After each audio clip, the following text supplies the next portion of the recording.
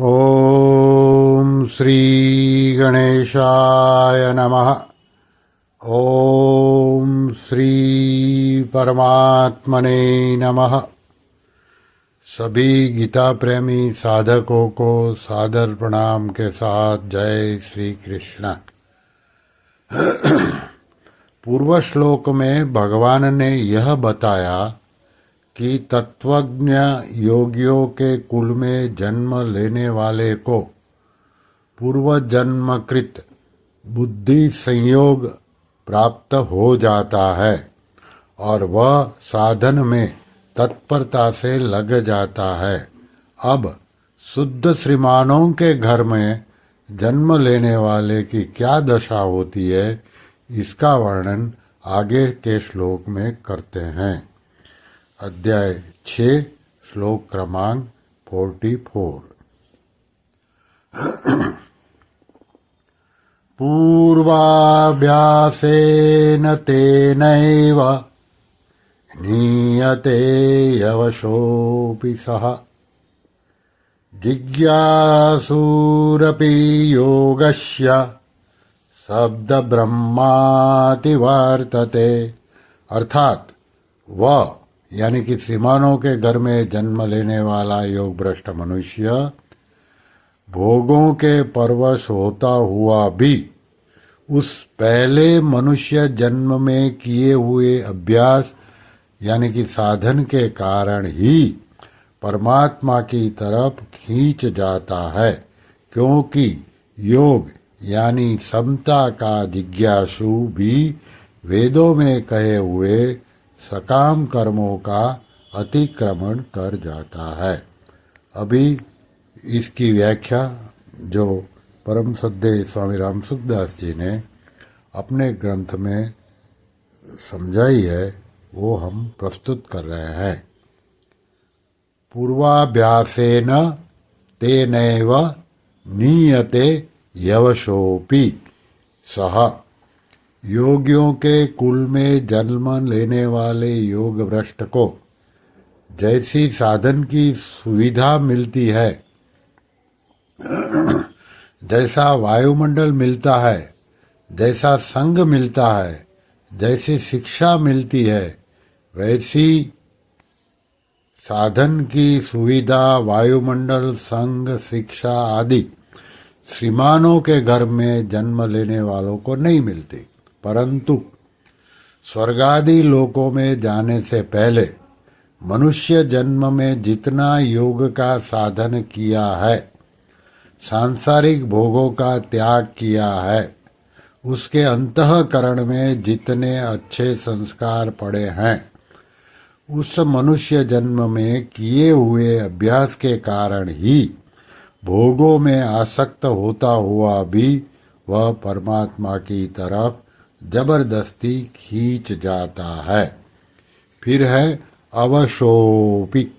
ये शब्द कहने का तात्पर्य है कि वह श्रीमानों के घर में जन्म लेने से पहले बहुत वर्षों तक स्वर्गादि लोकों में रहा है।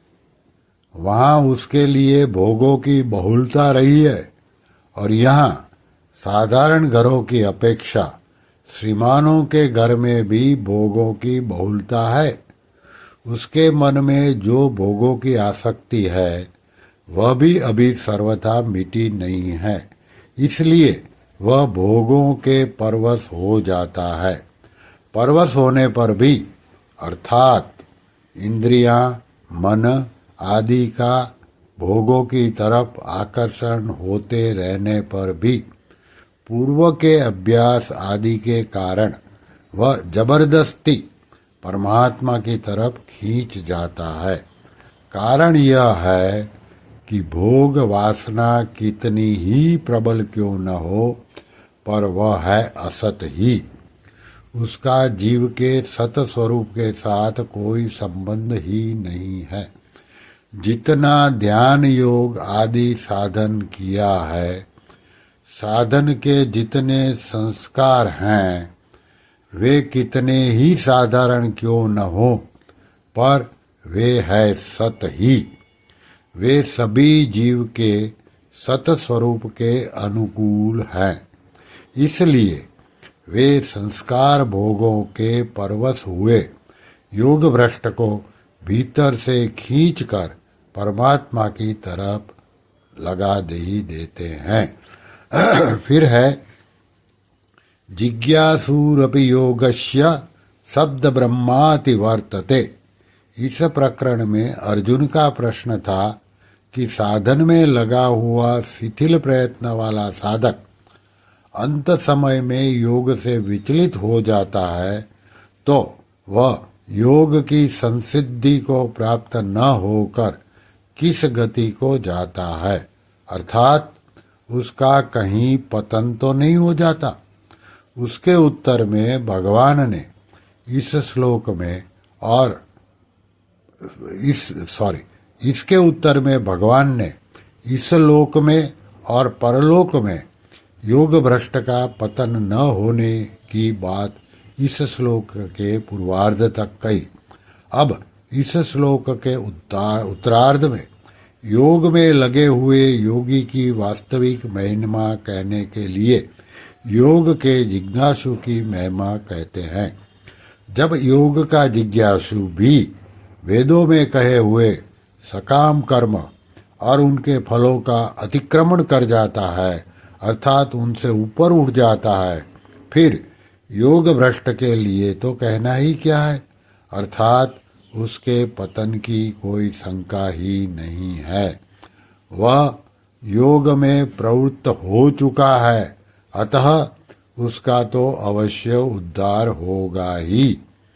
यहाँ जिज्ञासूरपि योगस्य पदों का अर्थ होता है कि जो अभी योग भ्रष्ट भी नहीं हुआ है और योग में प्रवृत्त भी नहीं हुआ है, परंतु जो योग यानी कि समता को महत्व देता है और उसको प्राप्त करना चाहता है, ऐसा योग का जिज्ञासु भी शब्द ब्रह्म का अर्थात वेदों के सकाम कर्म के भोग का अतिक्रमण कर जाता है। योग का जिज्ञासु वह है जो भोग और संग्रह को साधारण लोगों की तरह महत्व नहीं देता, प्रत्युत उनकी उपेक्षा करके योग को अधिक महत्व देता है। उसकी भोग और संग्रह की रुचि मिटी नहीं है, पर सिद्धांत से योग का ही महत्व देता है। इसलिए वह योगारूढ़ तो नहीं हुआ है, पर योग का जिज्ञासु है, योग को प्राप्त करना चाहता है।